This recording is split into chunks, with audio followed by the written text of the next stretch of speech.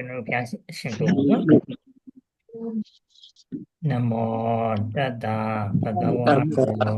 အရဟတောသမ္မာသမ္ဗုဒ္ဓတ္တနမောတတ္တဘဂဝါတောအရဟတောသမ္မာသမ္ဗုဒ္ဓတ္တနမောတတ္တဘဂဝါတောအရဟတောသမ္မာသမ္ဗုဒ္ဓတ္တ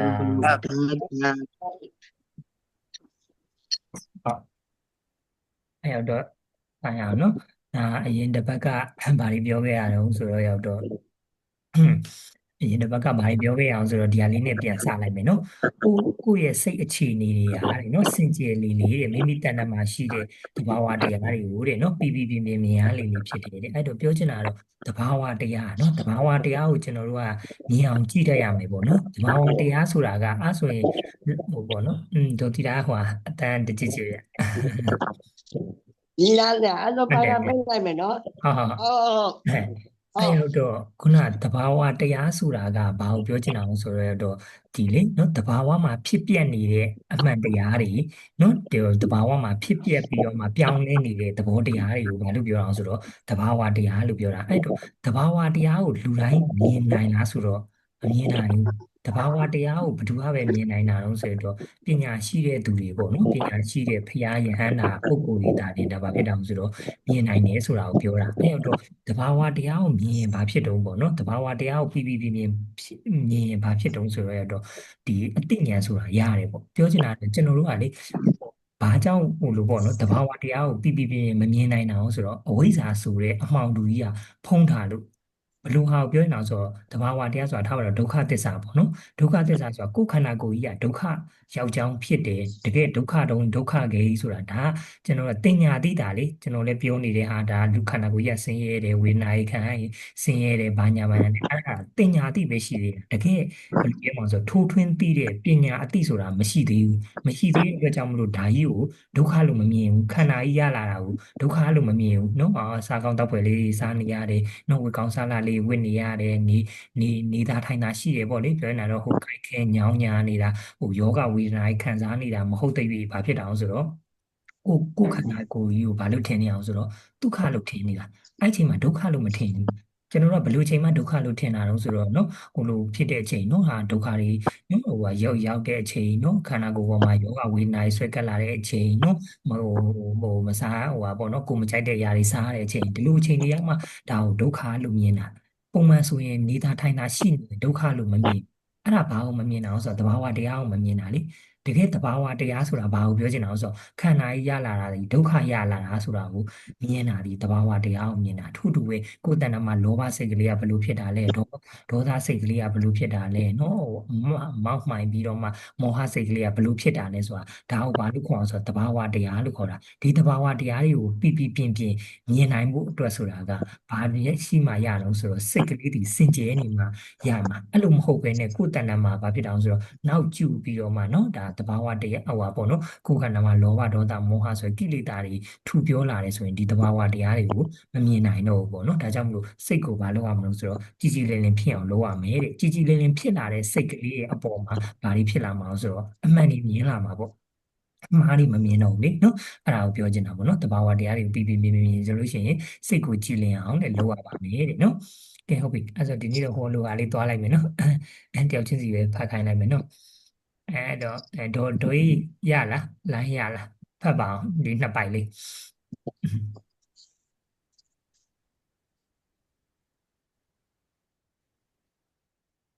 ဟယ်လိုဒိုလိုင်းရလိုင်း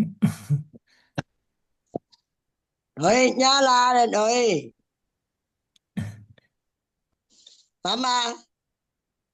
မညသေးမနဲ့တူတယ်ကြားလေးနဲ့အဲ့ဒါဟုတ်ပြီဒေါ်မျိုးဟိုလေးတစ်ချက်လောက်ဒီနှစ်ပိုက်လေးဖတ်ပါတရားကအလွန်လက်တွေ့ရတဲ့တရားဖြစ်တယ်မဟာအတ္တပုရတုတ်ကျင့်စဉ်နဲ့ပတ်သက်ပြီးရှင်းပြထားတယ်ဟန်းတွေကိုဥတည်ပေမဲ့နိဗ္ဗာန်ရအောင်ကျင့်ကျင်တဲ့ပုဂ္ဂိုလ်တိုင်းအစစ်စစ်ကျင့်သုံးကြရမယ်လောကမှာစိတ်ကူးနေရုံတက်တက်နဲ့ဘာမှဖြစ်မလာနိုင်ဘူးစိတ်ကူးတဲ့နောက်မှာလှုပ်ဆောင်ချက်ဆိုတာရှိရမယ်ကြံရွယ်ချက်ရှိရင်လှုပ်ဆောင်ချက်ရှိရမှာဖြစ်တယ်လှ လုံးဆောင်ချက်မရှိဘူးဆိုရင်ကြံရွယ်ချက်ကအထားမြောက်မှာမဟုတ်ဘူး ဟုတ်နော်ဒါတော့ဟိုဟာတိတ်ပြီးတော့မှထပ်ပြီးရှင်းပြစရာတော့မလိုပါဘူးเนาะဒါကဒီတုတ်တံမှာဘာကိုဟောမှာဆိုတော့မဟာအတ္တပုရိတတုတ်ဆိုတဲ့နာမည်နဲ့ဟောမှာเนาะဒါเนาะဒီခေါင်းစဉ်ကိုမမေ့နဲ့ဘူးเนาะခေါင်းစဉ်ဒီစိတ်အညစ်အကြေးများကိုဖယ်ရှားခြင်းเนาะကျွန်တော်ရှေ့မှာပြောလိုက်တာစိတ်တွေရဲ့အကြောင်းကိုပြောလိုက်တာเนาะစိတ်တွေရဲ့စံကြယ်ပုံတွေပြောလိုက်တယ်เนาะစိတ်တွေဒီဘလို့စိတ်ညင်နွမ်းနေရင်ဘလို့စူးကျိုးတွေခံစားရမလဲစိတ်ဟိုဟာဖြစ်နေရင်ပေါ့เนาะစိတ်ကြည်လင်နေရင်ဘလို့အကျိုးကျေးဇူးတွေရှိမလဲဆိုတာကိုဒါပြောလိုက်တာပေါ့เนาะဒါဒီစိတ်အကြောင်းပြောလိုက်တာပြည့်ဆိုရင်စိတ်ဤဘာလို့ဆိုတော့အညစ်အကြေးเนาะအညစ်အကြေးစိတ်အညစ်အကြေးဆိုတာဘာလဲဆိုတာပြောမယ်ပြီးပြီဆိုရင်စိတ်အညစ်အကြေးများကိုဘယ်လိုဖယ်ရှားရမလဲဆိုတာတွေကိုပြောမှာပေါ့เนาะအဲ့တော့ဆရာတော်ကြီးထုတ်ပြတဲ့တုတ်တန်ဒီမဟာအတ္တပုရိသတုတ်เนาะဒီတုတ်တန်နဲ့ပတ်သက်ပြီးတော့မှတဲ့เนาะယဟန်တွေကိုဥတုပြီးတော့မှမြတ်စွာဘုရားဟောခဲ့တာဒါပေမဲ့လို့ယဟန်တွေကိုဥတီပြီးဟောတဲ့ဆိုပေမဲ့လို့နိဗ္ဗာန်ရောက်အောင်ကျင့်ကြံတဲ့ပုဂ္ဂိုလ်တိုင်းကတဲ့เนาะအစဉ်စဉ်ကျင့်သုံးကြရတယ်เนาะဒါလေးလေးရေးကြည့်ရပေါ့เนาะပြောချင်တာတော့နိဗ္ဗာန်ကိုရောက်ဖို့အတွက်เนาะနိဗ္ဗာန်ကို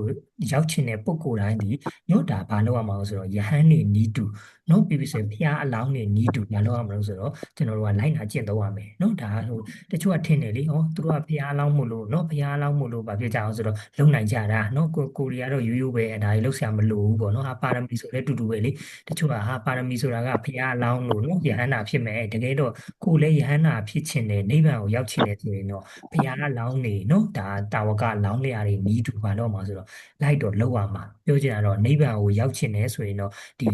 ီဟွာတွေပေါ့နော်ကျင့်ကြံအားထုတ်မှုတွေမပါဘဲနဲ့ပါရမီတွေမပါဘဲနဲ့နော်ဒီကျင့်စဉ်တွေမပါဘဲနဲ့တော့ဗာပြောတာဆိုတော့နိဗ္ဗာန်ကိုမရောက်ဘူးပေါ့နော်အဲ့တော့ဘုရားလောင်းတွေကိုနီးတူဆိုတာကကျွန်တော်တို့ကဟိုလေပြောတာအတူယူရမှာပေါ့နော်အတူယူရမှာဆိုတာဘုရားလောင်းသူတော်ကောင်းကြီးဒီဇက်တော်မှာဆိုရင်ဒီလိုမျိုးသိခံခဲ့တာနော်ဝေတန္တရာဇက်တော်မှာဆိုရင်ဒီလိုမျိုးအလှူဒန်းကိုနော်မဟာကရုဏာဟိုဟာပေါ့နော်တကယ်တတ္တတရားကြီးကြီးမားမားနဲ့ပေးလှူခဲ့တာเนาะတေမိဆက်တော်မှာဆိုလဲဒီလောက်ထီအောင်ကိုတီးခံခဲ့တာပြောချင်တာတော့အတုလိုက်ယူရမှာပေါ့เนาะတချို့ကထင်တာရောက်တော့ဘုရားလောင်းမှုလို့ဒီလောက်ကြင်ကြံနိုင်တာတို့ကတော့အဲ့လောက်ထိလုပ်เสียမလိုပါဘူးလို့ထင်တာเนาะတကယ်တော့နိဗ္ဗာန်ကိုရောက်ချင်တဲ့သူတိုင်းဒီဘာလို့မှာဆိုဘုရားလောင်းကျင့်စဉ်မှန်သမျှကိုဘာလို့မှာဆိုတော့ကျင့်ရမှာပဲမကျင့်တဲ့ရွေးရတော့ဘာဖြစ်လို့ဆိုတော့မရောက်ဘူးပဲပေါ့เนาะအဲ့တော့ယဟန်ဒီမှာလဲပြောထားတာလေးကယဟန်တွေကိုဥတည်ပြီးတော့ဟောတာဟာကိုရီးယားယဟန်မဟုတ်ဘူးပေါ့เนาะလူဝိကြောင်တွေပဲဒါကျင့်เสียမလိုဘူးဆိုမဟုတ်ဘူးပေါ့နော်ယဟန်တွေကိုဥတည်ပြီးဟောပေးမယ်လို့မြတ်စွာဘုရားရဲ့ဒေသနာတွေဒီဘာလို့ဆိုတော့လူဝိကြောင်ဘဝနဲ့ဘာတော့မဟုတ်ဆိုတော့ဒါတွေကိုလိုက်နာရမယ်ဆိုတာကိုသိရမယ်ပေါ့နော်အဲ့တော့ကျွန်တော်တို့ကလေတာဝတိပြီနော်ဒါနည်းနည်းလေးနှမ်းပြီးတော့ကြည့်အောင်နော်ဇီတုံအကြောင်းရှိတဲ့တာဝတိပြီနော်တာဝတိပြီကဘယ်ထဲမှာရှိအောင်ကောသလတိုင်းထဲမှာရှိရကောသလတိုင်းထဲမှာဘာဖြစ်လို့ဆိုတော့ကောသလတိုင်းရဲ့မြို့တော်ကတာဝတိနော်ကောသလတိုင်းရဲ့မြို့တော်ဒီဘာလို့ဆိုတော့တာဝတိမှာဘာဖြစ်တော့ဆိုတော့မြတ်စွာဘုရားဒီဇီတဝင်ကျောင်းရှိတယ်မြတ်စွာဘုရားကိုနာတပိန်ဆောက်လူတဲ့ဇီတဝင်ကျောင်းရှိတယ်နော်အဲ့တော့ပြောချင်တာတော့တာဝတိပြည်ဇီတဝင်ကျောင်းမှာမြတ်စွာဘုရားဒီဘဏဝါဆိုခဲ့တယ်ဆိုတော့23ဝါတော့ဝါဆိုခဲ့တာsorry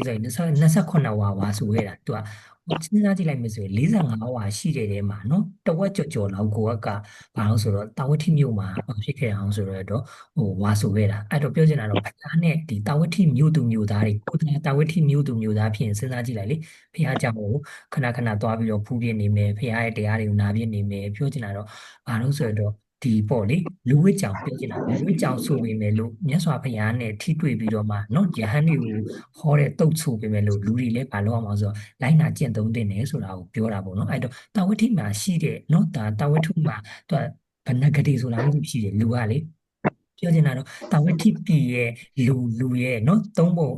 4ပုံ3ပုံလောက်ကဘာတွေလဲဆိုအရိယာတွေတဲ့ပြောချင်တာလူဦးရေရဲ့4ပုံ3ပုံလောက်ကအရိယာတွေပေါ့နော်အဲ့တော့ဘယ်လောက်ရှိမလဲဆိုတော့85ရာခိုင်နှုန်းအဲ့လောက်တော့ရှိမှာပေါ့အဲ့လောက်ဒီပါတော့ဆိုတော့အရိယာတွေစဉ်းစားကြည့်လိုက်မယ်ဆိုရင်အဲ့တာဝတိပြည်မှာနေတဲ့သူတွေဒီဘယ်လောက်ထိအေးချမ်းမလို့ဆိုတာစဉ်းစားကြည့်လိုက်လေနော်ဒါဟိုအရိယာမဟုတ်သေးပဲနဲ့လူတိုင်းဒီ၅ပါးသီလပြည့်စုံရင်တော့မှဒီနေရာဒီဘာဖြစ်အောင်ဆိုတော့ဒီလိုကောင်းတဲ့နေရာဖြစ်နေပြီလေသိရမလားကိုယ့်ပစ္စည်းဘယ်လိုမှခိုးမှမကြောက်အောင်ကိုယ့်အသက်ဘယ်လိုမှလာတက်သွားမှချိန်ချောက်ပြီးတော့မှနော်ရေးလာပြီးကိုခေါ်ဒီခေါ်ဖန်စီအဲ့လိုဟာလည်းမကြောက်ဘူးလေနော်ပြီးပြီနော်ဟိုခိုးမှလူမှရက်မှမကြောက်အောင်သူများတားပြီးတော့တမီးတို့စော်ကားမှပြစ်မှားမှမကြောက်ရဘူးမူရည်သေးစားတောက်စားပြီးတော့မှမိန်မောနေတဲ့သူလည်းတယောက်မှမရှိဘူးနော်ကိုယ်လိန်လာပြောမယ်လှဲ့မယ်နော်ပြီးဆိုကဟိုဟာတွေပေါ့နော် ဟိုဟာပေါ့ရုပ်ရင်းကျန်းတဲ့စကားတွေပြောမယ်နော်ပြီးဆိုဂုံတိုက်မယ်ဒီလူတွေလည်းမရှိဘူးပြောချင်တာတော့ငါးပါးတိလာလုံးဝလုံပြီးတော့မှတကယ်အရိယာတွေကြီး85%လောက်ရှိတဲ့တာဝတိမျိုးဆိုတော့ဘယ်လောက်ထိဟိုဟာပေါ့နော်နေချင်းစရာကောင်းလိုက်မလို့ပေါ့နော်အဲ့တော့ပြောချင်တာတော့ဒါလူဝိကြောင့်နေနော်ဟိုဟာမဟုတ်သေးဘူးနော်ဒီမျိုးလူကြီးကိုပြောချင်တာယဟန်ဟိုဟာတွေယဟန်တန်ဃာတွေမဟုတ်သေးပဲနဲ့နော်တာဝတိမျိုးရဲ့နော်မျိုးသူမျိုးသား85%ကျော်တည်ပါတော့ဆိုတော့အရိယာကြီးပဲတဲ့ အဲ့တော့ပြောချင်တာတော့ဘာလို့ဆိုတော့နော်ဒီတရားအားထုတ်မယ်ဆိုရင်ရောက်တော့ဘယ်ပုံစံဖြစ်ဖြစ်အားထုတ်လို့ရတယ်ဆိုတာကိုပြောချင်တာကိုရီးယားတော့အကြောင်းပြချက်မလိုဘူးဆိုတာကိုပြောချင်တာပေါ့နော်ကိုရီးယားတော့ဟိုရဟန်းဟိုပေါင်မရောက်သေးလို့နော်နော်ဟိုလှုပ်ရှားတွေဟိုဟာတွေမရှိသေးဘူးပေါ့နော်ဟိုကိစ္စတွေပြောင်းပြောင်းနေတဲ့အတွက်ကြောင့်မလို့အလုပ်အားမထုတ်ဖြစ်သေးပါဘူးလို့နော်ဘုရားတော့ကြောင်းတက်မလုပ်သေးပေမဲ့လို့နော်မလုပ်နိုင်လို့ဟိုတရားတွေအားမထုတ်နိုင်ပါဘူးဆိုတာဒါကတော့ဘာလို့လဲဆိုတော့နော်အကြောင်းပြချက်ပဲဖြစ်တာပေါ့နော်အဲ့တော့ဒီကခုနပြောတဲ့လူဝိကြောင်ဘဝနဲ့တွေကိုဘာလို့ဖြစ်လဲဆိုတော့အရိယာပုဂ္ဂိုလ်ကြီးဖြစ်နိုင်တယ်ဆိုတာကိုဒီတရားရှင်လက်ထက်ကဒါတာဝတိမျိုးမှာဆိုရင်လေနော်ဘယ်လောက်ထိအောင်ကိုစက်တည်ရှိပြီးတော့မှဘယ်လောက်ထိအောင်ညီကျန်လိုက်မဲ့မျိုးကြီးတုံးဆိုတော့ဒါနည်းနည်းကိုလေစဉ်းစားကြည့်ရဆိုရင်သိနိုင်တယ်ပေါ့နော်အဲ့တော့ဒီလိုသူတော်ကောင်းတွေနဲ့ပြည့်နှက်နေတဲ့နော်နေရာဆိုတာကဘာလို့ဆိုတော့ကျင့်သုံးပြီးတော့မှမြတ်စွာဘုရားရဲ့တရားတွေကိုနာတဲ့သူတွေပဲရှိတာပေါ့နော်အဲ့တော့ဒါကိုပြောချင်တာပေါ့နော်ယဟန်တွေကိုဥတီပြီးတော့ဟောရဲဆိုမဲ့လို့ကိုရီရဲ့လူပုဂ္ဂိုလ်တွေလည်းမကျင့်သုံးအောင်လားဆိုမဟုတ်ဘူးပေါ့နော်ကျင့်သုံးလို့ရတယ်ဆိုတာကိုပြောတာပေါ့နော်ဒါလေးကတော့သိပါတယ်နော်လောကမှာစိတ်ကူးနေုံတက်တက်နဲ့ဘာမှဖြစ်လိုက်တာဘူးဆိုတာကနိဗ္ဗာန်ကိုရောက်ချင်တဲ့သူတိုင်းဒီနိဗ္ဗာန်ကိုရပါလို့စိတ်ကူးနေုံနဲ့တော့ဘာမှတော့မရဘူးတဲ့နော်စိတ်ကူးရရဲ့နောက်ွယ်မှာရှိရမှာဆိုတော့လှုပ်ဆောင်ချက်တွေရှိရမယ်တဲ့နော်ကြံရွယ်ချက်ရှိတယ်ဆိုရင်လှုပ်ဆောင်ချက်ဆိုတာရှိရမှာတဲ့နော်အဲ့တော့ပြောနေတာတော့တနေ့နော်ဒါကိုယ်တွေဒီနော်တရားတွေအားထုတ်ကြမယ်ဆိုတဲ့ရည်ရွယ်ချက်လေးရှိလာပြီဆိုရင်တဖြည်းဖြည်းနဲ့လိုက်ပြီးတော့မှလုပ်မယ်နော်ပြီးဆိုရင်ကလျာဏမိတ်တာဒါလေးလူတာပဲလीနော်ကလျာဏမိတ်တာဆိုတာဒါနော်အခုရောက်နေတဲ့နော် discussion ဝိုင်းပါဆိုလဲဒါကလျာဏမိတ်တာပဲလीနော်ဒီနော်ဒီဓမ္မမိတ်ဆွေတွေကလည်းကျွန်တော်ရဲ့ကလျာဏမိတ်တာဖြစ်တယ်လို့ကျွန်တော်ကလည်းဓမ္မမိတ်ဆွေရဲ့ကလျာဏမိတ်တာပဲပေါ့ဟုတ်တယ်မလားနော်ကိုကနားထောင်နေသူရှိလို့လေပြောတဲ့သူကပြောလို့ရတယ်လေတယောက်တည်းပြောဆိုရင်ဘူးမှပြောနိုင်ဘူးလေဟုတ်တယ်မလားနားထောင်မဲ့သူမရှိဘူးဆိုရင်ပြောနိုင်မှာမဟုတ်ဘူးအဲ့တော့ပြောဖို့ဆိုတာလေဘာလို့အောင်ဆိုတော့စာတွေကိုကြိုပြီးတော့မှဖတ်ထားရတယ်နော်ဖတ်ထားပြီးတော့မှနော်ထပ်ပြီးတော့မှဒီစာကြောင်းလေးတွေ့ရင်တော့ဘာလေးထပ်ပြီးတော့မှအပိုလေးပြောလိုက်မယ်အဲ့လိုပေါ့ပြောချင်တာတော့စာတွေအများကြီးဖတ်ဖြစ်သွားတယ်နားထောင်တဲ့သူတွေကလည်းနော်ရိုးရိုးတန်းတန်းနားထောင်တာမဟုတ်ဘူးတည်ခြင်းတက်ခြင်းစိတ်နဲ့နော်ပြီးဆိုရင်ဒါတွေကို apply ပြန်လုပ်မယ် apply ပြန်လုပ်မယ်ဆိုတာလက်တွေ့ဘဝမှာအသုံးချမယ်ပေါ့နော်နာယုံတက်တယ်မဟုတ်ဘူးပေါ့လေပြောချင်တာတော့လေနော်လက်တွေ့ဘဝမှာလည်းပြန်ပြီးအသုံးချမယ်ဆိုရင်ဒါနှစ်ဦးနှစ်ဖက်အကျိုးရှိရတာပါအောင်ဆိုကလျာဏမိတ်တာတွေပဲလေနော်အဲ့တော့ဓမ္မတဟာယဆိုတာဒါကိုပြောချင်တာပေါ့နော်ဒါတရားတွေကိုအပြန်အလှန်မလုပ်နေအောင်ဆိုတော့ဆွေးနွေးနေတာပေါ့နော်ဓမ္မတာကိစ္စလို့ခေါ်တယ်ပေါ့နော်ဒါတယောက်တည်းပြောနေတာမဟုတ်ဘူးနော်ကိုတည်ရဲ့နော်ကိုကျင့်တဲ့တရားတွေကိုလည်းနော် share လုပ်တယ်နော်ဖလှယ်တယ်နော်မဟုတ်တာတွေပြင်ကြမယ်မှားနေတာလေးပြင်ကြမယ်မှန်နေတာကိုဆက်ပြီးတော့သွားကြတယ်ဆိုတဲ့ဟာလေးကောင်းတဲ့အလုပ်ပဲပေါ့နော်အဲ့တော့ပြောချင်တာနံပါတ်1ဒီကြံရွယ်မှုရှိရမယ်ကိုရီဒီဘယ်ကိုရောက်ချင်အောင်ဆိုတော့နော်အမြင့်မြတ်ဆုံးဖြစ်တဲ့နိဗ္ဗာန်ဒါလို့အမြင့်မြတ်ဆုံးနော်ဟိုတုတ်တန်တစ်ခုမှဟောထားတယ်အရင်တော့ကျွန်တော်သင်ဘူးတယ်ပြင်ပါပါလေနိဒာနမှာလားမသိဘူးနော်နိဒာနဝကမှာလားမသိသင်ဘူးတယ်အမြင့်မြတ်ဆုံးလိုချင်တာကတော့အမြင့်မြတ်ဆုံးနိဗ္ဗာန်ပဲတဲ့သူအဲ့ဒီအမြင့်မြတ်ဆုံးဖြစ်တဲ့နိဗ္ဗာန်ကိုရဖို့အတွက်ဆိုရင်ယုံညံ့တဲ့ဝရိယမျိုးနဲ့မရဘူးတဲ့နော်မြတ်စွာဘုရားလိုဟောထားတာနော်လိုချင်တဲ့မြင့်မြတ်တဲ့အရဟတဖို့ရဖို့အတွက်ဆိုရင်ယုံညံ့သောလုံလဝရိယဖြစ်မဖြစ်နိုင်နဲ့အဲ့ဒါကိုယ်ကိုစောင်းပြောနေရပဲနော်ပြောချင်တာတော့ကိုယ်လိုချင်တာကတော့အမြင့်မြတ်ဆုံးဖြစ်တဲ့နိဗ္ဗာန်မချဘူးနော်အရဟတမတ်နော်အရဟတဖို့ဆိုပြီးတော့မှလေနော်ဓာတ်ဖို့နိဗ္ဗာန်ကိုရက်တူတူနဲ့ရောက်ရပါလို့ဆိုပြီးတော့ဒါကတော့ဒီစကားလုံးကတော့နော်ဒါဆူတောင်းနေကြနော်ဒါပေမဲ့လို့ပြောတဲ့စကားအမြင့်မြတ်ဆုံးဖြစ်တဲ့နိဗ္ဗာန်ကိုရခြင်းနဲ့ဆိုရင်တော့ယုံညံ့သောလုံလဝရိယဖြစ်မဖြစ်နိုင်ဘူးတဲ့ဒါမှန်တယ်လေပြောချင်တာတော့အမြင့်မြတ်ဆုံးကိုရဖို့အတွက်ဆိုရင်ကိုယ့်ရဲ့လုံလဝရိယနဲ့ဘာဖြစ်ဖို့လိုတော့ဆိုတော့မြင့်မြတ်တဲ့လုံလဝရိယဖြစ်ဖို့လိုတယ်နော်ဟာမိုးလေးရွာလိုက်တယ်နော်ဟိုဟာလေးဖြစ်လိုက်တယ်မီးမလာဘူး wifi ပြတ်တယ်ဘိုက်စာနေတယ်တော်ပါပြီမလုပ်တော့ပါဘူးအဲ့လိုမျိုးလုံလဝရိယနဲ့တော့မရောက်ဘူးပေါ့လေနေပါအောင်သိရမလားနော်ဟိုစာဝတ်နေအတွက်ရှားတယ်ဟိုဟာဖြစ်သွားတယ်တဘာဝဘေးရန်တွေရှိတယ်ဟိုနော်နေမကောင်းဘူးနော်နှာစီးတယ်ခေါင်းကိုက်တယ်မလုပ်တော့ဘူးဆိုရင်အလဝရိယနဲ့တော့နိဗ္ဗာန်မရဘူးပြောချင်တာလေနော်အဲ့တော့ကိုရီမှန်းတဲ့ရည်မှန်းချက်ဒီမြင့်မြတ်တယ်ပါတော့ဆိုတော့အရဟတဖို့အရဟတမတ်ဒါကိုမှန်းနေဆိုရင်နောက်ကလိုက်ရမယ့်ဝရိယဒီလည်းပဲနော်ပါတော့ဆိုတော့မြင့်မြတ်တယ်နော်အယူကြည်ကြည်အည်ခန်းခန်း နော်အသွေးအသားပင်တေပလိစီဆိုတာတမတ်ပဋ္ဌာန်းထဲမှာပါတယ်နော်အပြီးတော့မှတင်တဲ့သူသိလိမ့်မယ်နော်ဒါသမုတ်စီးထဲမှာပါတယ်နော်ဘာလို့ဆိုတော့တမတ်ပဋ္ဌာန်းဆိုတာရှိရလေနော်တတိပဋ္ဌာန်း၄ပါးတမတ်ပဋ္ဌာန်း၄ပါးဆိုတာလေတမတ်ပဋ္ဌာန်းဆိုတာဘာလို့ပြောဆိုတော့လုံးလရိုးရိုးလုံးလဝရိယမဟုတ်ဘူးဘယ်လိုလုံးလဝရိယအောင်ဆိုတော့အရဟတမတ်ကိုသာရမယ်မှန်တယ်ဆိုရင်တဲ့နော်ဒီလမ်းကြောင်းမှန်တယ်ဆိုရင်ဒီတတ္တဝါတယောက်ဒီပါလုံးတုံးဆိုတော့အယိုးကြည်ကြည်အီခံခံအသားပင်ညှိုးပလေးစီဘာလို့နော်အသားအသွေးပင်ခန်းချောက်ပလေးစီနော်အယိုးကြည်ကြည်အီခံခံအသက်ပင်တေပလေးစီဘာလို့အောင်ဆိုတော့နော်အိုက်လမ်းကြောင်းကမှန်မယ်ဆိုရင်လုံလဝရိယကအဲ့လောက်ထိအောင်စိုက်တဲ့နေဆိုတာကိုပြောတာပေါ့နော်အဲ့တော့ကြံရွယ်ချက်ရဲ့နောက်မှာဘာရှိရမလို့ဆိုတော့ effort ဆိုတဲ့လုံလဝရိယရှိရမယ်လုံလဝရိယမရှိဘဲနဲ့တော့မရောက်ဘူးရေနော်နိဗ္ဗာန်မရောက်ဘူးပေါ့နော်အဲ့တော့လုံလဝရိယရိုးရိုးလုံလဝရိယတော့မဟုတ်ပါဘူးပေါ့နော်နိဗ္ဗာန်နဲ့ထိုက်တန်သောအရဟတမတ်နဲ့ထိုက်တန်သောလုံလဝရိယတော့ဖြစ်ရမယ်ပေါ့ညမယ်နော် ဟုတ်ကဲ့ဆရာ ရပါတယ်ဗျာ ဟုတ်ပြီ ဟုတ်ကဲ့ပါဆရာ တော်ကြီးရောက်လာပြီအဲ့တော့ဖတ်ပါအောင်ဒီမှာ ဟုတ် ဒီတစ်ပိုက်လေးနည်းနည်းပူဇော်ပါအောင် နိဗ္ဗာန်ကိုသွားခြင်းနိဗ္ဗာန်ကိုသွားခြင်းမျိုးဆိုလို့ရှိရင်တဲ့ပထမဆုံးကိုယ်စိတ်ကိုပြင်ရမှာစိတ်ကိုတန်ရှင်းအောင်လုပ်ရမှာစိတ်မှာအငြိကြေးတွေကြည့်နေလို့ဆိုရင်အမှန်ကိုမမြင်နိုင်ဘူးတဲ့ကြေးပုံပြင်မှာတဲ့ပုံဝါးဝါဖြစ်နေလို့ရှိရင်တဲ့မျက်နှာရိပ်ကိုတဲ့ပြီးမြင်ရမှာမဟုတ်ဘူးတဲ့ပြီးမမြင်ရလို့ရှိရင်တဲ့မျက်နှာမှာဘာရှိတယ်ဆိုတာသိနိုင်မှာမဟုတ်ဘူးတဲ့စိတ်ကလေးကြည်လင်လာပြီဆိုလို့ရှိရင်အတိညာလာအတိညာဟာလေတဲ့တောက်ပြောင်လာမှာပဲတဲ့ဒါကြောင့်စိတ်ကြည်လင်အောင်ကြိုးစားရမယ်စိတ်ကြည်လင်ဖို့ရအတွက်အခြေခံတွေလုပ်ဖို့လိုအပ်တယ်တဲ့အခြေခံတွေဆိုတာကိုမှတ်ထားဖို့လိုအပ်တယ်တဲ့ ဟုတ်နော်အဲ့ရောက်တော့နိဗ္ဗာန်ကိုသွားခြင်းပြီဆိုရင်ねနော်ပထမဆုံးကဘာလို့မှဆိုကိုယ့်ကိုယ်ကိုပြင်ရမှာနော်နိဗ္ဗာန်ကိုဒါဗုဒ္ဓဘာသာဝင်တို့ရဲ့အနိမရည်မှန်းချက်နော်နောက်ဆုံးပန်းနိုင်ပြီဘာလို့ဆိုနိဗ္ဗာန်ပဲဒါလူတိုင်းကိုမေးကြည့်လိုက်နော်ဒါဗုဒ္ဓဘာသာဝင်တိုင်းဒီဒါဘာဖြစ်ခြင်းကြောင့်ဆိုနိဗ္ဗာန်ကိုရောက်ခြင်းကြတယ်နိဗ္ဗာန်ကိုဥတည်ကြတယ်သို့ပေမဲ့လို့ဘယ်လမ်းအရင်စရှောက်ရမလဲဆိုတာတော့သိဖို့လိုတယ်နော်ကိုသွားခြင်းနဲ့ပန်းနိုင်ရှိပြီဆိုရင်တော့ဒီပန်းနိုင်ကိုဘယ်လိုနည်းနဲ့သွားမလဲဘယ်လိုနည်းနဲ့သွားမလဲဆိုတာအရင်သိရမယ်ပြီးပြီဆိုရင်ဘယ်လမ်းကသွားမှာလဲချောရှူရှူတော့ရောက်မှာမဟုတ်ဘူးပြောချင်တာတော့လေလမ်းခီးတစ်ခုတော့မဟုတ်တယ်မလားကိုမသိတဲ့နေရာထားပါတော့ကိုကမန်လေးရဆိုရင်เนาะဒါဟိုပြုံးနေသွားအားမယ်လို့နေပြီးတော့သွားမယ်လို့တခြားဝေးလံခေါင်တဲ့တစ်ခုခုကိုသွားမယ်ကိုမရောက်ဘူးတဲ့အရက်ဒေတာတစ်ခုကိုသွားမယ်ပေါ့ဒါနိမ့်မှဆိုတာသိရမလားတန်နေရာလုံးမှာကိုရောက်ဘူးတာမှမဟုတ်တာဟုတ်ဟုတ်တယ်မလားเนาะတန်နေရာလုံးမှာကိုရောက်ဘူးခဲ့တယ်ဆိုရင်ဒီနေရာမှာမရှိတော့ဘူးလေเนาะအဲ့တော့တန်နေရာလုံးမှာမရောက်ဘူးခဲ့တဲ့နေရာအဲ့တော့စဉ်းစားကြည့်လိုက်ကိုရီမရောက်ဘူးတဲ့ data တစ်ခုကိုသွားမယ်ဆိုရင်ဘာလို့မှာဆိုတော့နံပါတ်1ကလမ်းမေးရမှာလေဒီလမ်းသွားရင်ဒီနေရာကိုရောက်လဲဆိုတာမေးရမှာဟုတ်ပြီအဲ့လိုပြောတဲ့သူတိုင်းရောက်သလားဆိုတော့မရောက်ဘူးကြားထဲမှာဘာကြီးရှိအောင်မှာဆိုတော့လမ်းနှစ်ခွားတွေရှိအောင်မယ်လမ်းသုံးခွားတွေရှိအောင်မယ်เนาะပြီးပြီဆိုရင်เนาะဘာကြီးရှိအောင်ဆိုတော့အခက်ခဲတွေတားဆီးတွေအများကြီးရှိအောင်မှာဒါလောကတဘာဝဥပမာတွေနဲ့လေအရန်အောင်မှာကိုက်ညီတယ်ပြောချင်တာလေကိုမရောက်ဘူးတဲ့ data တစ်ခုကိုသွားပြီဆိုရင်နံပါတ်1ကလမ်းညွှန်တဲ့သူဆိုတာရှိလို့ရှိရမယ်လမ်းညွှန်တဲ့သူမရှိဘဲနဲ့ဒီလမ်းကိုရောက်မလားဆိုမရောက်ဘူးရေပြီးကြတယ်နော်မရောက်ဘူးတဲ့ data တစ်ခုကိုတွားမယ်ဆိုရင်လမ်းညွှန်တဲ့သူဒီနံပါတ်1အဓိကလမ်းညွှန်တဲ့သူပြောတိုင်းရောက်တယ်လားဆိုတော့မရောက်ဘူးလမ်းညွှန်တဲ့သူဆိုတာအခုစဉ်းစားကြည့်လိုက်လေမြတ်စွာဘုရားကနိဗ္ဗာန်ဆိုတဲ့လမ်းကြောင်းကိုချပြထားတယ်လမ်းညွှန်တဲ့သူလည်းနော်ကိုရှိမှတက်ရှိထင်ရှားမရှိပေမဲ့လို့ဒါပိဋကတ်သုံးပုံထဲမှာနိဗ္ဗာန်ကိုဘယ်လိုသွားရမလဲဆိုတဲ့လမ်းကြောင်းတွေအများကြီးချပြထားရောက်တယ်လားဆိုတော့မရောက်ဘူးဘာလို့မရောက်တာလဲဆိုတော့ကြားထဲမှာဘာရှိမှာဆိုတော့အခက်အခဲတွေရှိမယ်အတားအဆီးတွေရှိမယ်ခုနကပြောလို့လမ်းနှစ်ခွားတွေရှိမယ်လမ်းကျန်းတွေရှိမယ်နော်ဒါ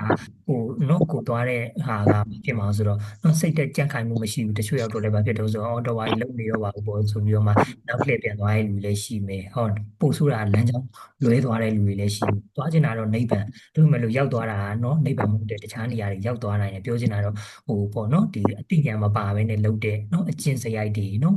နိဗ္ဗာန်ရောက်မယ်ဆိုပြီးတော့မှနော်ဟိုကကိုယ်ပဲတက်ကိုယ်ပဲနတ်ကိုယ်ပဲအဲ့ဒါလိုအားဆိုရင်လည်းဒါပါဖြစ်သွားမှာဆိုတော့လမ်းကြောင်းမှားသွားမှာပဲအဲ့တော့ပြောချင်တာတော့နံပါတ်1ဒီနော်နိဗ္ဗာန်ကိုရောက်ဖို့အတွက်ကအလိုအဆုံးပြောပါဆိုရင်နံပါတ်1ဒီလမ်းညွန်ပြတာပေးမဲ့သူလူတွေလမ်းညွန်ပြတာပေးမဲ့လူကျွန်တော်တို့ရဲ့လမ်းညွန်ပြတာမှုအပေးနိုင်ဆုံးပုံကိုကြီးဒီမြတ်စွာဘုရားပဲဒါကြောင့်မလို့လေတုတ်တန်တစ်ခုမှာပြောထားတယ်မြတ်စွာဘုရားဒီအကောင်းဆုံးဘာလို့ဆိုတော့ကိုယ့်ရဲ့မိတ်ဆွေပဲ မိတ်ဆွေတကမိတ်ဆွေရဲ့မှာအကောင်းဆုံးမိတ်ဆွေဒီဘာလို့ဆိုမြတ်စွာဘုရားပဲအဲ့ဆိုရင်မြတ်စွာဘုရားကိုတကယ်ချင်းလို့ပေါင်းအောင်မလားမှန်တယ်တကယ်ကတော့ပြောရရင်လေနော်ဒါလူငယ်ဆန်ဆန်ပေါ့အရင်စကားဆန်ပြောရမယ်ဆိုရင်ကိုရီဒီမြတ်စွာဘုရားကိုဘယ်လိုပေါင်းအောင်မှာဆိုတော့မိတ်ဆွေတကယ်ချင်းလို့ပေါင်းအောင်မှာပြည့်နာကိုပေါင်းတဲ့လူဒီနော်တကယ်သူ့တော်ကောင်းကြီးဖြစ်တဲ့အတွက်ကြောင့်မလို့သူ့ရှေ့မှာအမားတွေမလုပ်ပြအောင်နေတော့မယ်သူနဲ့ပေါင်းတဲ့အတွက်ကြောင့်မလို့သူ့ရဲ့စကားတွေကိုမလုပ်တော့မှာဆိုတော့လိုက်နားထောင်တော့မယ်သူဟောတဲ့တရားတွေကိုလိုက်ပြီးတော့မှနာကြတော့မယ်အဲ့လောက်ထိအောင်မြတ်စွာဘုရားဘာလို့ခိုင်းတော့ဆိုတော့သူ့ကိုမိတ်ဆွေအစ်စ်ဖြစ်အောင်လို့ဘာလို့ခိုင်းတော့ဆိုတော့ပေါင်းခိုင်းတာအဲ့လိုပေါင်းမိပြီဆိုရင်သူဒီလမ်းကြောင်းမမားလို့လေဟုတ်တယ်မလားနော်အဲ့တော့နံပါတ်1ဒီလမ်းညွှန်တဲ့သူဒီကောင်းရမယ်လမ်းညွှန်တဲ့သူကောင်းရုံနဲ့ရလာဆိုမရသေးဘူးနံပါတ်2ကကိုယ်တိုင်လည်းဘာလို့မဆိုတော့လိုက်လုပ်ရမယ်လမ်းညွှန်တဲ့သူကတော့ဟာဒီလမ်းကိုသွားเนาะဒီဟာတွေ့ရင်ဒီလို꿰လိုက်เนาะဒီလမ်းကိုတော့မလိုက်နဲ့ဒီလမ်းကတော့လမ်းမားပဲအဲ့လိုလမ်းညွှန်တယ်ဒါမှမဟုတ်ကိုယ်တိုင်ကသိရမလားเนาะပြင်ရပြီးတော့မှเนาะလေးတီလေးကန်နဲ့သွားနေရဆိုရင်တော့အိုက်ခီရပါပြောမရဘူးရေနောက်ကျလမ်းမကိုเนาะလမ်းမကိုသွားမယ်ဆိုရင်လည်းမရဘူးရေပေါ့เนาะအဲ့တော့လမ်းညွှန်တဲ့သူလည်းရှိရမယ်နောက်ကဘာလို့ဆိုတော့လုံလဝရိယဆိုတဲ့ဒါတွေလည်းမဖြစ်အောင်ဆိုတော့ရှိရမယ်ပေါ့เนาะပြီးရဆိုရင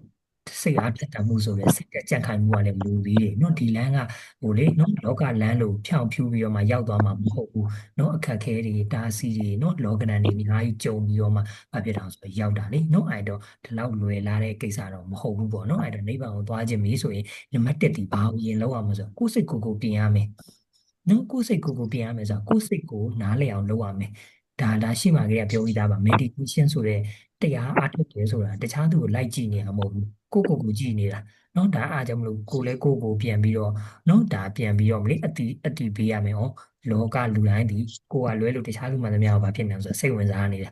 နော်အဲ့တော့ဒီနေ့ဒီချိန်ကစပြီးတော့မှဘာလုပ်တော့ဆိုတော့ကိုပြန်ပြီးတော့စိတ်ဝင်စားကြစို့ပေါ့နော်ကိုပြန်ပြီးတော့စိတ်ဝင်စားခြင်းဒီဘာလို့ဆိုတော့ဟိုဟာတရားလုပ်နေတာကမ္မထမ်းဆိုတာเนาะရှေ့မှာဆရာတော်ကြီးပြောတယ်ကမ္မထမ်းဆိုတာကိုဘာဆိုတော့လေ့လာသုံးသပ်နေတာကိုစိတ်ကိုလေ့လာတယ်ကိုလေ့လာတယ်ဒါဒီဒါပေါင်းကမ္မထမ်းလုပ်နေတာเนาะကိုเจ้าကိုသိအောင်ကြိုးစားအားထုတ်နေတာเนาะလောကလူတွေကကိုเจ้าကလွဲလို့တခြားသူရဲ့အကြောင်းကိုစိတ်ဝင်စားရည်လေเนาะအဲ့တော့ကိုเจ้าကိုစပြီးတော့မှသိအောင်လုပ်နေတာလေတရားအားထုတ်နေတာပဲကိုစိတ်ကလေးเนาะဘယ်ချိန်မှာညံ့နှမ်းသွားလဲကိုချိန်လေးဘယ်ချိန်မှာလောဘတွေတက်လာတယ်လဲเนาะသူများကိုဒေါသတွေနဲ့ပိတ်ပြီးတော့ဟောက်လိုက်တယ်လေနော်မာနစိတ်တွေနဲ့ထောင်ဖြစ်နေတာနော်တချို့ရှိတယ်လေနော်ကိုပဲဖြစ်တယ်မာနထောင်နေတယ်ငါဟဲ့ဆိုပြီးတော့မှငါနဲ့သူနဲ့မတူဘူးနော်တူသလားတန်သလားပေါ့အဲ့လိုဖြစ်နေတဲ့ချိန်မှာကိုစိတ်ကလေးကိုဘာလို့ဆိုတော့စမ်းစစ်ကြည့်စမ်းစစ်ကြည့်ဆိုတော့ဒါတွေကမလုပ်တဲ့အရာတွေပါလားဆိုရင်ကို analysis လုပ်တာဒီဒါတင်ထုတ်နေတာလို့ပြောတာပေါ့နော်အဲကြောင့်မလို့နော်ဒါပါစိတ်ကိုဖြူအောင်စိတ်ကိုထားပြီနော်ဖြူအောင်စိတ်ကိုထားဆိုရင်စိတ်ကိုအရင်ဆုံးပြုပြင်ရမှာဖြစ်ပါတယ်တဲ့နော်စိတ်ကိုတန့်ရှင်းအောင်လုပ်ရမှာဖြစ်ပါတယ်တဲ့နော်စိတ်မှာအညစ်အကြေးတွေရှိနေရဆိုရင်အမှန်ကိုမမြင်နိုင်ဘူးလေဒါကပြောတဲ့ဟာပဲလေနော်စိတ်မှာဘာဖြစ်နေအောင်ဆိုတော့အညစ်အကြေးတွေရှိနေပြီဆိုရင်တဘာဝတရားတွေမမြင်နိုင်တော့ဘူးကိုယ်စိတ်ထဲမှာကိလေသာဆိုတဲ့နော်တရားဆိုတွေရှိနေပြီနောက်ကြည့်နေပြီကိုဖြစ်တာတော့နော်ကြီးမုံပြင်မှာဘာဖြစ်နေအောင်ဆိုနောက်ကြည့်နေပြီဆိုရင်ဒီပုံရိပ်တွေကောင်းကောင်းမမြင်နိုင်တော့ဘူးဒီလိုပဲစိတ်ကလေးမှာလည်းနော်အညစ်အကြေးတွေရှိနေပြီဆိုရင်တဘာဝတရားအမှန်ဘာဖြစ်နေအောင်ဆိုတော့မမြင်တော့ဘူးနော်ခုနပြောလို့ကိုဒေါသထွက်နေတဲ့အချိန်ကိုလောဘတက်နေတဲ့အချိန်မှာကိုခန္ဓာကိုယ်ကြီးကဒုက္ခလို့ဘယ်သူမှမစဉ်းစားတော့ဘူးလေဟုတ်တယ်နော်ကိုခန္ဓာကိုယ်ကြီးကိုနော်ဟိုဒုက္ခရောက်နေတယ်နော်ငါကြီးကဟိုဖြစ်နေတယ်ဆိုတာမစဉ်းစားတော့ဘူးငါဟဲ့ဆိုပြီးတော့မှနော်ဒါမာနကြီးတက်ကြွနေတဲ့အချိန်မှာကိုရေနော်ဟိုလို့မရှိတော့ဘူးလေနော်အနိစ္စဒုက္ခအတ္တဆိုတာဘယ်လိုမှစဉ်းစားမိမှာမဟုတ်တော့ဘူးနော်အဲတော့ဘာလို့ဆိုတော့ကြေးမှုန်ပြင်ကတဲ့မှုန်ဘဝဖြစ်နေတယ်ဆိုရင်မျက်နှာရိပ်ကိုပြီးမြင်ရမှာမဟုတ်ပါဘူးတဲ့နော်ပြီးမြင်ရလို့ရှိရင်လည်းတဲ့နော်မျက်နှာမှာတဲ့ဘာရှိလဲဆိုတာသိနိုင်တယ်တဲ့နော်မသိနိုင်မှာမဟုတ်ဘူးပေါ့နော်ညစ်ထေးသွားပြီဆိုရင်တော့ကိုစိတ်ကလေးမှာဘာတွေဖြစ်နေလဲဆိုတာသိနိုင်မှာမဟုတ်ဘူးတဲ့ဒါကြောင့်မလို့စိတ်ကလေးကြည်လင်လာပြီဆိုရင်အသိဉာဏ်ကလည်းတောက်ပြောင်လာမှာဖြစ်ပါတယ်တဲ့ဒါကြောင့်မလို့စိတ်ကြည်လင်အောင်ကြိုးစားရမယ်စိတ်ကြည်လင်ဖို့အတွက်အခြေခံလိုအပ်ချက်တွေကိုတဲ့ဒီတရားဒေသနာမှာဟောတော့မှာနော်အဲ့တော့မဟာအတ္တပုရိသတုတ်နော်မဟာအတ္တပုရိသတုတ်မှာမြတ်စွာဘုရားကစိတ်ကိုညှဉ်းနှွမ်းကြောင်းညှဉ်းနှွမ်းကြောင်းနေတဲ့အကြောင်းကိုနော်စိတ်ကြည်လင်ဖို့အကြောင်းတွေအလုံးမအောင်ဆိုတော့ဟောမှာနော်ပြီးဆိုရင်အဲဒီစိတ်ကြည်လင်ဘာတွေလုပ်ရမလဲဆိုတာကိုဟောမှာဖြစ်ပဲလို့နော်ညာနော်အဲ့တော့ဟုတ်ကဲ့ဟုတ်ပြီနော်အဲ့တော့နောက်ထပ်တစ်ပိုင်းလေးဖတ်ကြရအောင်နော်ကဲဘယ်လိုဖတ်မလဲမမရှိလားမမီတော့ခင်တည်း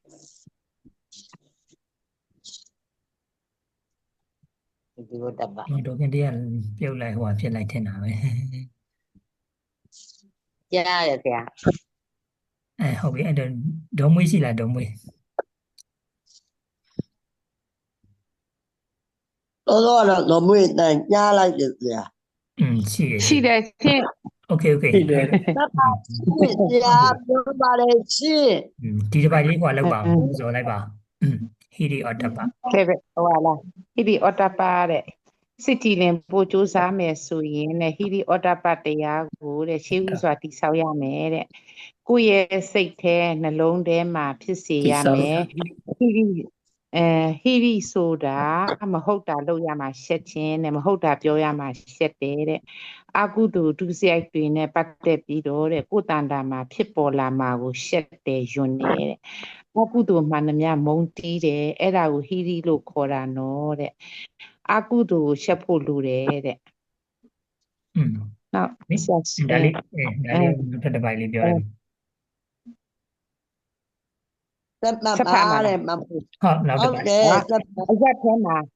အရက်ထဲမှာအရှက်မရှိဘူးဆိုတာမလုံမချုံဝတ်ထားတာကိုတဲ့အရှက်မရှိဘူးလို့ပြောခြင်းပြောမြဲတဲ့လူကြားထဲမှာဟိုလမ်းပေါ်မှာထွက်ပြီးတော့ရံဖြစ်ရဲတာတို့ရက်ွက်ထဲမှာမြင်မကောင်းရှုမကောင်းနေထိုင်တာကြားမကောင်းဖြစ်အောင်ဆဲတာဆိုတာတို့ဒါမျိုးတွေကိုတဲ့အရှက်မရှိလို့ပြောကြတာတဲ့ ဟုတ်ပြီနော်အဲ့တော့ဒါလေးနှစ်ပိုက်လေးနည်းနည်းလေးကျွန်တော်တို့ပြောအောင်နော်ဆွေးနွေးအောင်နော်ဟီရီအော်တပါနော်ဒါဒီစကားလုံးဒီကြားဘူးနေကြနော်ဒါဟုတ်ကျွန်တော်တို့ငယ်ငယ်လေးကလေးကလေးနော်ဒါဘဝတွေ့တာတို့ဘာလို့အဲ့လိုတင်တဲ့ချိန်မှာဇာရိတာတို့တင်တဲ့ချိန်မှာဟီရီအော်တပါနော်ဟီရီအော်တပါဆိုတာကဒါပါအောင်ဆိုတော့ဟီရီအော်တပါကိုတခြားဘလို့ဟိုကပြောသေးလေတခြားစကားလုံးနဲ့လေဘာလို့ပြောလဲဒါနှစ်ပါးလို့ပြောရလဲ ကြောက် ဘာပြောလဲ ကြောက်နော် ရှက်ကြောက်ပါ ဟုတ်လားရှက်ကြောက်မရှိဘူးဒါကြောင့် လောကပါဠနှစ်ပါးဆိုတာကြားဘူးလားလောကပါဠလောကပါဠတရားဆိုတာလေ တာဘူးပါလေ လောကပါဠဆိုတာလောကကြီးကိုစောင့်ရှောက်နေတဲ့တရားပေါ့နော်လောကပါဠတရားနှစ်ပါးဆိုတာဟိဩတ္တပကိုပြောတာလောကပါဠဆိုတာဘာကိုပြောနေတာဆိုတော့လောကကိုစောင့်ရှောက်နေတဲ့နှစ်ပါးပြောချင်တာတော့လူလောကကြီးကိုဘာလို့ဆိုဟိဩတ္တပကသူကဘာလုပ်နေအောင်ဆိုတော့စောင့်ရှောက်နေတာပြောချင်တာတော့လူနဲ့တိရစ္ဆာန်နဲ့ကွာလားဆိုတော့အဲ့လေးတစ်ချက်တော့ပြောကြည့်ပါမိဘရန်တော့လွယ်နေမှာပေါ့နော်အဲ့ဒုံမွေးကဖတ်ထားဆိုတော့ပြောပါလူနဲ့တိရစ္ဆာန်နဲ့ လူနဲ့တိရစ္ဆာန်ကကွာတာဗောဆရာတိရစ္ဆာန်ဆိုတာသူတို့မှာစန္ဒ3ခုပဲရှိတယ်ဗောနော်သူတို့ဟိုစားမယ်အိတ်မယ်နောက်ကကြတော့မိထုံမိဝဲမယ်ဗောနော်အဲ့တော့လူမှာကြတော့ခုနဟိုအရှက်အကြောက်တွေရှိရမယ်ဗောအဲ့တော့ဟိရိဆိုတာကတော့ကျမတို့ဒီမကောင်းမှုဟိုဒုစရိုက်လုပ်ရမှာပေါ့မကောင်းမှုမှနှမလုပ်တာကိုမရှက်တာအော်တပါဆိုတာကတော့ဒီဟိုပါပေါ့မကြောက်တာပေါ့မကြောက်ဘူးဆိုတဲ့သဘောပေါ့နော်အဲ့တော့ကျမတို့ဒီ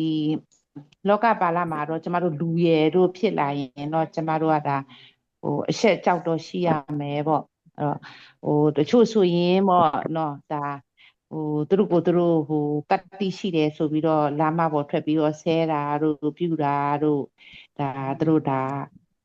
မကြောက်ဘူးလို့သူတို့သတ်မှတ်တာပေါ့နော်တကယ်တော့အဲ့ဒါတွေဟာကျမတို့ဟိုဒါဒုစရိုက်တွေပဲပေါ့ဒီလှုပ်လိုက်တဲ့သူတို့ရဲ့ဒီမကောင်းမှုဒုစရိုက်လို့ပြောနိုင်တာပေါ့ဒီဟိုမကောင်းတာလှုပ်လိုက်တယ်မကောင်းတာလှုပ်လိုက်တာကိုဟိုရှက်လို့ရှက်ရမှာမသိဘူးပေါ့တကယ်တော့ဒါရှက်ရမှာပေါ့လေပြောချင်တာကတော့ဆရာဒီဟိရိအော်တပါကကျမတို့ရဲ့လူရယ်လို့ဖြစ်လာရင်ဒါလည်းကျမတို့လိုက်နိုင်ရမယ်ဒါအရေးကြီးတဲ့အချက်လို့ပဲမြင်ပါတယ်ဟုတ်ကျေးဇူးပါနော်အဲ့ရောက်တော့ဟီရီအော်တပါဆိုတာကဒါလူရယ်တိရစ္ဆာန်ရယ်ကိုခွဲပေးထားတဲ့အချက်ပဲနော်လောကပါဠတရားလို့လည်းခေါ်တယ်လောကပါဠတရားနှစ်ပါးပေါ့နော်ဟီရီကတတ်အော်တပါကတတ်ပေါ့နော်နောက်ပြောင်းမှ definition လေးပြောမယ်ပေါ့နော်အဲ့ရောက်တော့လူနဲ့တိရစ္ဆာန်ကွာလားဆိုတော့ကွာမယ်နော်ကွာမယ် တရိษံဒီအိဆာကာမဒီသုံးခုကိုပဲလောက်တိုင်းတယ်နော်တရိษံဒီအိတ်မယ်စားမယ်ပြီးဆိုရင်နေထုံကာမကိုမှီဝဲမယ်ဒီသုံးခုပဲသူတို့ဘာလုပ်နိုင်လို့ဆိုတော့လုပ်နိုင်တယ်ပေါ့နော်အဲ့တော့ဒါဘာလို့ဆိုတော့ဒါတရိษံအဲ့ဒါလူတီအိုက်ထက်တော့ဘာဖြစ်ရမှာဆိုတော့ပို့ရမယ်အဲ့လိုမှမဟုတ်ဘဲနဲ့အိဆာကာမပဲဖြစ်နေတယ်ဆိုရင်တော့ဒါလူလို့ခေါ်လို့မရဘူးလူတရိษံပေါ့နော်ဒါဘာဖြစ်တော့ဆိုတော့နော်တရိษံလောက်မှဘာဖြစ်တော့ဆိုတော့နော်တရိษံထပ်ပို့ပြီးတော့မှအတိမရှိဘူးဆိုရင်တော့ဒါဘာကိုပြောလဲဆိုတော့ဒါဟိုပါပေါ့နော်ဒါလူလို့မခေါ်ထိုက်ဘူးပေါ့အဲ့တော့ပြောချင်တာတော့တရိษံနေမှာကဘာမရှိဘူးဆိုတော့ကိုကျင်တရားမရှိဘူးနော်ကိုကျင်တရားမရှိဘူးနော်ကိုကျင်တရားမရှိဘူးပြီးပြီဆိုရင်သူ့မှာဘာလို့ဆိုတော့တိတ်ခါတွေခုပြောတဲ့အချက်အကြောက်တွေဆိုတာမရှိဘူးဘလောက်ရင်းနှီးတဲ့နော်ဒါတိုင်နဲ့တမေတွေကပေါက်ပြီးတော့မှနော်မွေးတဲ့နော်ခွေးနှစ်ကောင်ကြားတွေကိုအမဲရိုးလေးချကြည့်လိုက်လေနော်အတူတူမင်းနဲ့ငါနဲ့ဝေမျှပြီးတော့မှစားမယ်ရော့နော်တစ်ဖက်မရှိဘူးလေနော်ဘူးကဲကဲနဲ့ဘာဖြစ်မှာဆိုရန်လုတ်ပြီးတော့မှရန်ထောင်ပြီးတော့မှဟိုဖြစ်ကြမှာလေလူကြမယ်ရဲကြမယ်ပြောချင်တာတရိษံတွေရဲ့လောကကိုမြတ်စွာဘုရားစကားလုံးလေးနှလုံးပဲပြောထားတယ်ဘာလို့ဆိုတော့အညမညာခာရိကာတဲ့ဒုပ္ပလခာရိကာတဲ့ဒီနှစ်မျိုးပဲပြောထားတယ်အညမညာခာရိကာဆိုတာအချင်းချင်းအပြန်အလှန်မှာဖြစ်နေအောင်ဆိုတော့တပ်ဖြတ်စားနေတဲ့လောကပြုစဉ်ဒုပ္ပလခာရိကာတဲ့နိုင်ယာစားနော်ကြီးတဲ့ကောင်ကငယ်တဲ့ကောင်ကိုနိုင်ကျင့်မယ်နော်ပြီးဆိုရင်အင်အားကြီးတဲ့ကောင်ကအင်အားသေးတဲ့ကောင်ကိုနိုင်ကျင့်မယ်လက်နက်ရှိတဲ့ကောင်ကလက်နက်မရှိတဲ့ကောင်ကိုဘာဖြစ်လို့ဆိုတော့အနိုင်ကျင့်မယ်ဒါမှဆိုတရိษံမယ်နော်နိုင်ယာစားမယ်ကြီးနိုင်ငယ်ညင်လုံးမယ်အညမညာဆိုတော့အချင်းချင်းလည်းဘာဖြစ်မှာဆိုတော့တပ်ဖြတ်စားမယ်ဒါဒီဘာလို့ဆိုတော့တရိษံလောကပဲဟုတ်နော်အဲ့ရောက်တော့ဒီလူပြောလိုက်ပြီဆိုရင်တော့ဘာတွေပါလာတော့မှာဆိုတော့မေတ္တာတရားတွေပါလာမယ်နော်ခုနသစ္စာတရားတွေပါလာမယ်နော်ကိုကျင်တရားတွေနော်ဇန္နာတွေတိတ်ခါတွေအရှက်တရားတွေအကြောက်တရားတွေဒါတွေပါလာတော့မှဘာလို့ခေါ်တာလဲဆိုတော့လူလို့ခေါ်တာအဲ့လိုမဟုတ်ဘူးခုနပြောလို့တရိษံတာနော်ဒါနိုင်တော့ဘာဖြစ်လိုက်မှာဆိုတော့ကြုံရင်တော့စားလိုက်မှာပဲနော်ပြီးရဆိုရင်နော်ကိုကအင်အားကြီးရင်တော့သူ့ကိုပြောပြလိုက်မှာပဲနော်ကိုစင်ရဲတော့ဒီလိုဖြစ်ခဲ့တာကိုချမ်းသာလာပြီဆိုရင်သူ့ကိုတော့နော်နိုင်တဲ့စီနဲ့ပြောပြလိုက်မှာပဲမာနတွေတက်ကြွနေမယ်ဒေါသတွေခုနပြောလို့နော်ဒါဟိုနော်တရိษံရှင်းရှင်းမှာဒေါသတွေရှိတယ်လို့ကိုရှိမှလည်းဒေါသတွေအပြည့်နဲ့ရှိကြဆိုရင်ဒါဒီကိုယူစရာမဟုတ်ဘူးဒါဒီတရိษံစိတ်တက်ပဲပြောညာတော့အိမ်မယ်စားမယ်ကာမရှာမယ်ဒီသုံးပါးဟိုမိဝဲနေတာလူနဲ့တရိษံနဲ့ကွာလားဆိုမကွာဘူးလူတွေလည်းတူတူပဲအိတ်ကြတာပဲလေနော်စားကြတာပဲပြီးပြီဆိုရင်ကာမမိဝဲကြတာပဲနော်စီးပွားရေးရှာတယ်ဆိုတာကဟိုလေတကယ်တမ်းတော့လူလောကမှာဟိုကြည့်ကောင်းအောင်ဟိုလေနားခံအောင်ဒါပြောနေတာတကယ်တော့လူနဲ့တရိษံနဲ့ကတူတူပဲအတမဝမ်းကြောင်းရှာတယ်တို့နော်စားဝတ်နေရေးအတွက်စီးပွားရေးလုပ်ငန်းကြီးအများကြီးတိုးတက်ပြီးတော့မှအောင်မြင်ပြီးတော့မှလုပ်နေတယ်တူတူပဲနော်တကယ်တော့တရိษံဒီလေပဲမလုပ်ကြတာအောင်ဆိုတော့လုပ်ကြတာပဲလေနော်ဒါကြအမေကြီးကနော်အစာရှာထွက်တယ်နော်ဒါကြအမေကြီးရှင်သေးအမေကြီးကအစာရှာထွက်တယ်ဒါလည်းသူတို့ဘာလုပ်နေကြအောင်စီးပွားရေးလုပ်နေကြတာပဲလေနော်စီးပွားရေးလုပ်နေကြတယ်စားဝတ်နေရေးအတွက်ဖြည့်ရှင်းကြတယ်ပြောနေတာတော့လူနဲ့တရိษံနဲ့အဲ့အပိုင်းမှာကွာလားဆိုမကွာဘူးလေနော်အိစားကာမှာဒီသုံးပိုင်းမှာလူနဲ့တရိษံဒီအတူတူပ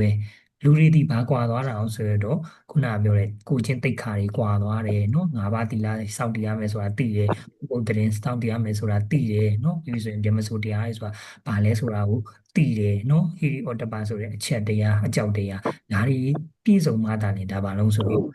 ့လူလို့ခေါ်တာအဲ့ရောက်တော့ဒီတရားတွေမရှိဘူးနော်လှုပ်ချင်တိုင်းလှုပ်မယ်နော်နိုင်ရစားမယ်ကြီးနိုင်ငယ်ငယ်လှုပ်မယ်ဆိုရင်တော့ဒါသိကြတယ်လူတရိษံပဲပေါ့ညာနော်အဲ့တော့ဟိရိဩတ္တပဆိုတာကဒါကိုခွဲခြားထားတာလူနဲ့တရိษံရဲ့ဟိုဟာယူဘာလုပ်ထားအောင်ဆိုတော့ခွဲခြားထားတာမလုပ်တဲ့နာကိုမလုပ်ရဘူးမလုပ်တဲ့နာကိုရှက်တက်ရမယ်မကောင်းပြောချင်တာမလုပ်တဲ့နဲ့ဆိုတာကအကုသိုလ်ပေါ့အကုသိုလ်လုပ်အားမှာကိုရှက်တက်ရမယ်ပေါ့နော်ကြောက်တက်ရမယ်အဲ့လိုချက်တက်ကြောက်တက်မှသာလည်းဘာလို့ခေါ်အောင်ဆိုလူလို့ခေါ်တာပေါ့เนาะတိရစ္ဆာန်မှာဆိုရင်ခုနပြောလို့လေเนาะသူဒီအဖေမှမသိဘူးလေပြန်ပြီးတော့မှကြိုက်မယ်အော်မယ်ဟစ်မယ်ဟုတ်တယ်မလားเนาะအမေလည်းအမေမှမသိဘူးเนาะခုနပြောလို့เนาะဒါခုသူရှေကိုအစာလေးတစ်ခုကျွေးလိုက်เนาะဟောဒါငါအမေပဲရောအင်ဆိုပြီးတော့မှเนาะဟိုအရင်ဆုံးဥချမယ်เนาะအရင်ဆုံးဟိုဖဲ့ကျွေးမယ်မရှိဘူးလေပြောတာကနေနဲ့သားကြားမှာလည်းဟိုဟာမရှိဘူးစီမရှိဘူးထို့တူပဲကာမလက်ချက်မှုတွေမှာလည်းအမေနဲ့သားနော်အဖေနဲ့သမီးဒီလိုကြားရဲမှာပါတော့ဆိုတော့စီမရှိဘူးဘောင်းမရှိဘူးဒါလောကတော့ဆိုတော့တရိษံလောကအဲ့လိုမဟုတ်ဘူးလူလောကမှာရောက်တော့ဟိရိဩတ္တပဆိုတဲ့အရှက်အကြောက်တရားဆိုတာဘာဖြစ်လဲဆိုတော့ရှိကိုရှိရမယ်မကောင်းတာမှန်သမျှသည်ဒါမလုပ်ရအကုသိုလ်ဆိုရင်လုပ်ရမှာဘာဖြစ်မှာဆိုတော့ရှက်တက်ရမယ်ဘာလုပ်တတ်မှာဆိုတော့ကြောက်တက်ရမယ်နော်ကိုမလုပ်နိုင်တာနော် ဒါပါဆိုတော့ကိုမလုပ်ဘူးတာဘာမှမရှိဘူးเนาะကိုမလုပ်နိုင်တာဘာမှမရှိဘူး